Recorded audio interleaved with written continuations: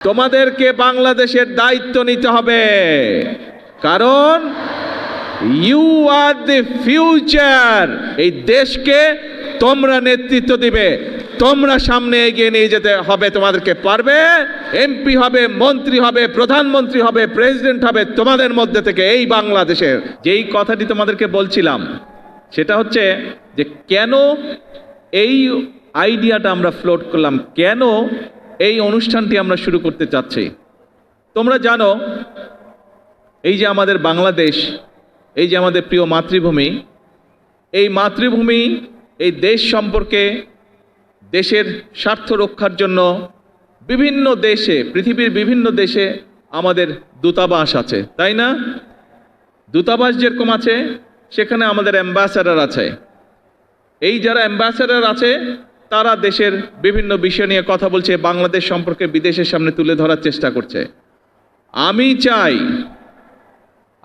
চাই এই যে তোমরা যারা এখানে বসে আছো, সারা বাংলাদেশে আজকে যারা স্টেডিয়ামগুলোতে বসে আছো ছোট বন্ধুরা, ইনশাল্লাহ তোমরা স্পোর্টসের মাধ্যমে সারা বাংলাদেশকে পৃথিবীর সামনে তুলে ধরবে।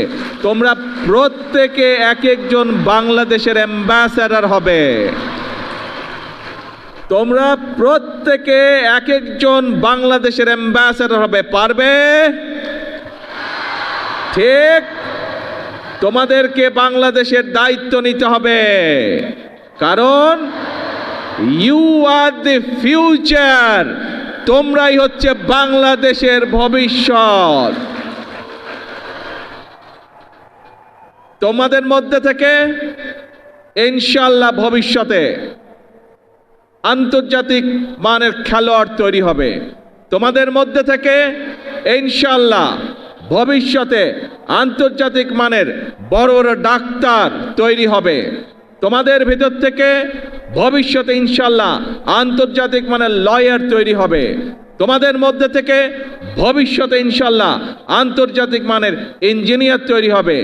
তোমাদের ভিতর থেকে ভবিষ্যতে ইনশাআল্লাহ আন্তর্জাতিক মানের আর্কিটেক্ট তৈরি হবে, এবং তোমাদের ভিতর থেকে ভবিষ্যতে নেতৃত্ব তৈরি হবে।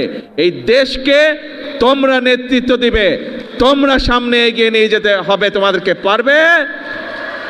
ইয়েস।